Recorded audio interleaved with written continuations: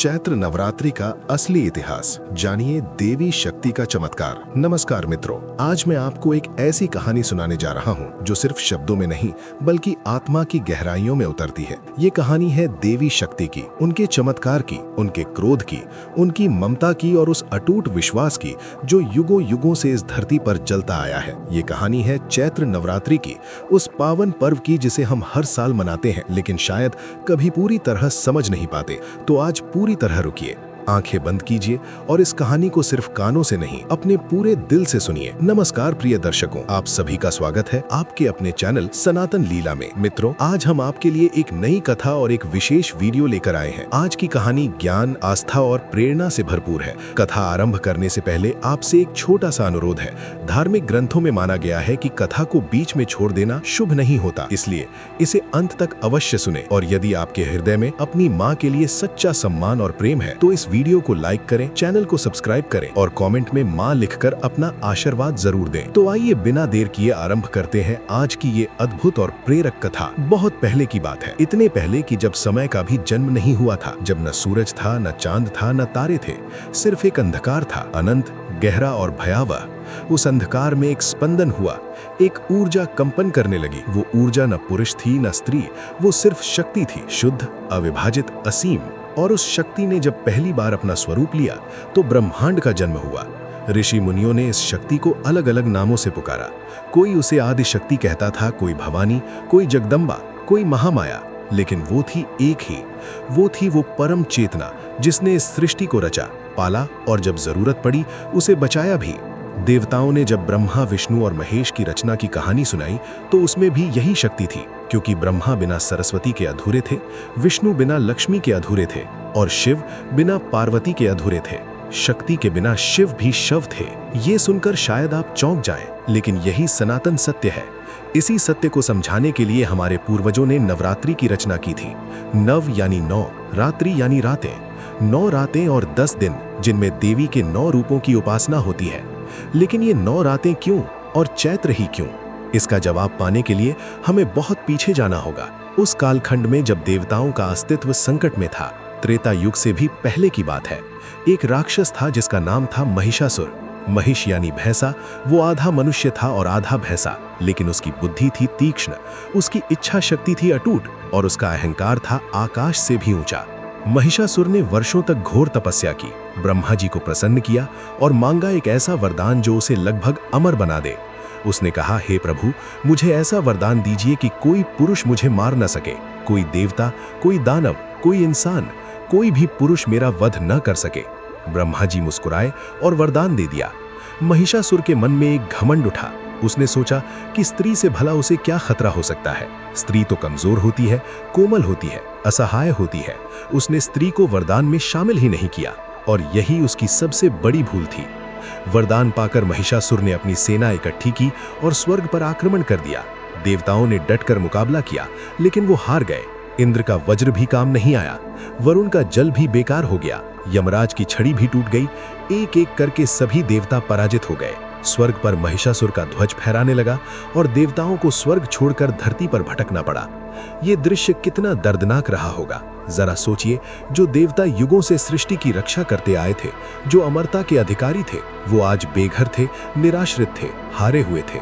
इंद्र की आंखों में आंसू थे, ब्रह्मा जी का सर झुका हुआ था, विष्णु जी गंभीर मुद्रा में बैठे थे। कोई रास्ता नहीं दिख रहा था। तभी किसी ने कहा, हमें महाशक्ति की शरण लेनी होगी। वो जो सृष्टि की आदि में थी, वही हमें बचा सकती हैं। और तब तीनों देव, ब्रह्मा, विष्णु और महेश एक साथ खड़े हुए। तीनों देवों ने अपनी संपूर्ण शक्ति, अपनी संपूर्ण ऊर्जा एक स्थान पर केंद्रित की। ब्रह्मा जी की शक्ति से एक प्रकाश निकला, विष्णु जी की शक्ति से एक प्रकाश निकला, शिव जी की शक्ति से एक प्रकाश निकला। तीनों प्रकाश मिले और जब वो मिले तो एक ऐसा तेज प्रकट हुआ जिसे देखकर आंखें चौंधिया जाएं। वो तेज इतना असह्य था कि देवता भी पीछे हट गए। धरती कांप उठी, समुद्र में तूफान उठा, आकाश में बिजलियां कड़कने लगीं और उस तेज में से एक स्त्री प्रकट हुई। वो स्त्री अद्भुत थी, अकल्पनीय थी। उसके 18 हाथ थे, हर हाथ में एक अस्त्र था जो देवताओं ने उन्हें भेंट किया था। उसका मुखमंडल शांत था, लेकिन उसकी आंखों में एक ऐसी ज्वाला थी जो सृष्टि को जला सकती थी। वो थी देवी दुर्गा, महादेवी, जगत जननी, उनके सिंह पर सवार होने के साथ ही पूरे ब्रह्मांड में एक संदेश गूंजा, जो अन्यायी है, जो अहंकारी है, जो निर्बलों को सताता है, उसका काल आ गया है। महिषासुर को जब खबर मिली तो पहले तो वो हंसा। उसने सोचा एक स्त्री मुझसे लड़ने आई है और वो अकेली। लेकिन जब उसने देखा कि देवताओं का वो तेज जो उन्होंने खो दिया था वो सब उस देवी में समाया हुआ है, तो उसके पांव के नीचे से जमीन खिसकने लगी। उसने अपने सेनापति भेजे, देवी ने उन्हें पल भर में परास्त कर दिया। उसने अपनी विशाल सेना भेजी, देवी की ललकार से सेना की सेना मिट गई और अंत में महिषासुर खुद मैदान में उतरा। 9 रातें और 10 दिन चला वो युद्ध, देवी और महिषासुर के बीच, शक्ति और अहंकार के बीच, न्याय और अन्याय के बीच। 9 रातें क्योंकि वो युद्ध 9 रातों तक चला, 10 दिन क्योंकि 10वें दिन विजय का उत्सव मनाया गया और इन्हीं 9 रातों की स्मृति में नवरात्रि का जन्म हुआ। दशमी के दिन देवी ने महिषासुर का वध किया, उसके अहंकार को, उसके अत्याचार को, उसके झूठे अभिमान को धूल में मिला दिया। लेकिन क्या आपको पता है कि उस वध के क्षण में देवी के मुख पर विजय का भाव नहीं था? वहां एक गहरी उदासी थी, क्योंकि देवी माँ है और हर माँ अपने बच्चे को, चाहे वो कितना भी बुरा हो, मारकर खुश नहीं हो सकती। यही देवी का असली स्वरूप है। अब सवाल ये उठता है कि 2 नवरात्रि क्यों होती है, शारदीय नवरात्रि और चैत्र नवरात्रि? इसका उत्तर प्रकृति में छुपा है। हमारे पूर्वज बहुत समझदार थे। उन्होंने देखा कि साल में 2 बार ऐसा समय आता है जब प्रकृति एक संक्रमण काल से गुजरती है। एक बार शरद में, जब गर्मियां खत्म होती हैं और सर्दियां शुरू होती हैं, और एक बार चैत्र में, जब सर्दियां खत्म होती हैं और गर्मी का आगमन होता है। ये संक्रमण काल शरीर और मन दोनों के लिए नाजुक होता है। इस समय बीमारियां अधिक होती हैं, मन अस्थिर होता है, ऊर्जा क्षीण होती है और तब हमारे ऋषियों ने कहा, इस समय देवी की शरण लो। 9 दिन व्रत रखो, शुद्ध खाओ, मन को साफ रखो, देवी का ध्यान करो। इससे न केवल शरीर शुद्ध होता है बल्कि आत्मा भी शुद्ध होती है। चैत्र नवरात्रि का विशेष महत्व और भी है। मान्यता है कि ब्रह्मा जी ने इस सृष्टि की रचना चैत्र शुक्ल प्रतिपदा से शुरू की थी, यानी नया साल, हिंदू नव संवत्सर इसी दिन से शुरू होता है। इसी दिन से युग की गणना होती है। इसी दिन से हिंदू पंचांग का नया चक्र शुरू होता है। तो चैत्र नवरात्रि सिर्फ एक पूजा नहीं, ये एक नई शुरुआत का उत्सव है, नए वर्ष का स्वागत है, नई ऊर्जा का आह्वान है। और इस दिन का एक और विशेष महत्व है। कहते हैं कि भगवान राम का जन्म भी इसी नवरात्रि के दौरान हुआ था। राम नवमी यानी नवरात्रि का 9वां दिन भगवान राम का जन्मदिन है। ये संयोग नहीं है, ये सृष्टि का संदेश है कि जब अधर्म अपनी चरम सीमा पर होता है तब शक्ति किसी न किसी रूप में अवतरित होती है। कभी देवी दुर्गा के रूप में, कभी श्री राम के रूप में, कभी एक साधारण इंसान की अदम्य इच्छा शक्ति के रूप में। अब आइए जानते हैं देवी के उन 9 रूपों को जिनकी नवरात्रि में पूजा होती है। और इन रूपों को सिर्फ नाम लेकर नहीं समझा जा सकता, इन्हें महसूस करना होगा। पहला रूप है शैलपुत्री, पर्वतराज हिमालय की पुत्री, वो जो पर्वत जैसी अटल है, जो जीवन के किसी भी तूफान में टस से मस नहीं होती। शैलपुत्री का संदेश है, अपने संकल्पों में पहाड़ जैसी मजबूती रखो, जीवन में चाहे कितनी भी मुश्किलें आए, डिगना नहीं। दूसरा रूप है ब्रह्मचारिणी, वो देवी जिन्होंने शिव जी को पाने के लिए वर्षों तक घोर तपस्या की, बिना जल के, बिना अन्न के, बिना छत के, सिर्फ एक लक्ष्य, सिर्फ एक भाव। ब्रह्मचारिणी का संदेश है, जो चाहते हो उसके लिए पूरी तरह समर्पित हो जाओ। आधा अधूरा समर्पण कभी सफलता नहीं दिलाता।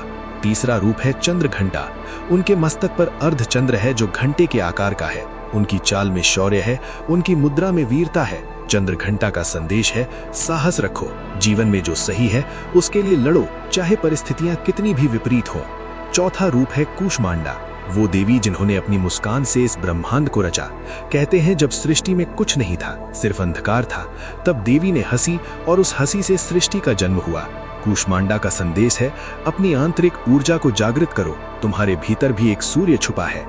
पांचवा रूप है स्कंद माता, वो माता जो अपने पुत्र स्कंद को यानी कार्तिकेय को अपनी गोद में लिए बैठी है। एक माता का रूप जो संसार की सबसे पवित्र भावना है। स्कंद माता का संदेश है, रिश्तों को संजो, एक माँ का प्यार, एक संतान की श्रद्धा, ये ईश्वर तक पहुँचने के सबसे सरल मार्ग है। छठा रूप है कात्यायनी, वो देवी जिन्होंने महर्षि कात्यायन की तपस्या से प्रसन्न होकर उनके घर जन्म लिया। योद्धा देवी, न्याय की देवी। कात्यायनी का संदेश है, अन्याय के आगे कभी झुको मत, न्याय की लड़ाई लड़ो, चाहे रास्ता कितना कठिन हो। सातवां रूप है कालरात्रि, ये देवी का सबसे भयावह रूप है। काला रंग, बिखरे बाल, जलती हुई आंखें, लेकिन वो शुभंकरी हैं। वो अपने भक्तों का कल्याण करती हैं।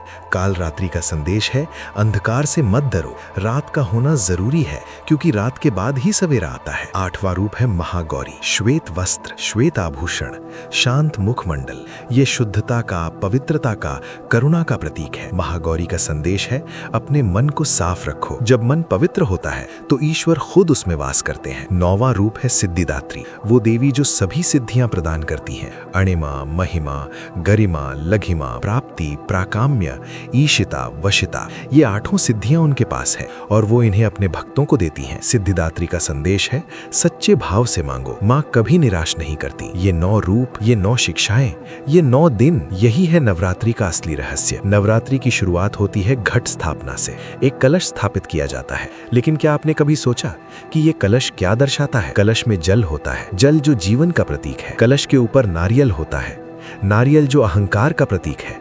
नारियल की बाहरी सतह खुरदरी और कठोर होती है, लेकिन भीतर से कोमल और मीठा होता है। कलश पर आम के पत्ते होते हैं, 5 पत्ते, जो 5 तत्वों का प्रतीक है: पृथ्वी, जल, अग्नि, वायु और आकाश। जब हम देवी के सामने ये कलश रखते हैं तो दरअसल हम अपना प्रतीकात्मक समर्पण कर रहे होते हैं। हम कह रहे होते हैं, हे माता, ये कलश मैं हूं, मेरे भीतर जो अहंकार है उसे तोड़ दो, मुझे अपनी शक्ति से भर दो, मुझे वो जल बना दो जो हर जगह बहे, हर प्यास बुझाए। अखंड ज्योति जो 9 दिनों तक जलती है, वो हमारे भीतर के उस दीपक का प्रतीक है जो कभी बुझना नहीं चाहिए। ज्ञान का दीपक, विश्वास का दीपक, प्रेम का दीपक। दुर्गाष्टमी को जो कन्या पूजन होता है, उसमें छोटी छोटी बच्चियों को देवी मानकर उनके पैर धोए जाते हैं, उन्हें भोजन कराया जाता है, उन्हें उपहार दिए जाते हैं। ये बहुत गहरी बात है। हमारे समाज में जहाँ एक ओर देवी की पूजा होती है और दूसरी ओर बेटियों के साथ भेदभाव होता है, वहाँ ये परंपरा एक याद दिलाती है कि जिस देवी को तुम पत्थर की मूर्ति में देखते हो, वो इन्हीं बेटियों में भी है। हर बेटी में देवी है, हर स्त्री में शक्ति है, हर नारी में महामाया है। अगर तुम सच में देवी को मानते हो तो पहले अपनी माँ को, अपनी बहन को, अपनी बेटी को, अपनी पत्नी को वो सम्मान दो जो देवी को देते हो। चैत्र नवरात्रि के 9वीं के दिन भगवान राम का जन्म हुआ था और ये महज संयोग नहीं था। जरा सोचिए, देवी दुर्गा ने महिषासुर का वध किया, लेकिन उसके बाद भी इस धरती पर अन्याय खत्म नहीं हुआ। रावण जैसे राक्षस उठ खड़े हुए और तब शक्ति ने एक और रूप में अवतार लिया। इस बार नहीं देवी के रूप में, बल्कि एक मानव के रूप में, भगवान राम। लेकिन क्या आप जानते हैं कि लंका पर चढ़ाई से पहले, उस महायुद्ध से पहले, स्वयं भगवान राम ने देवी की उपासना की थी? हाँ, यही सच है।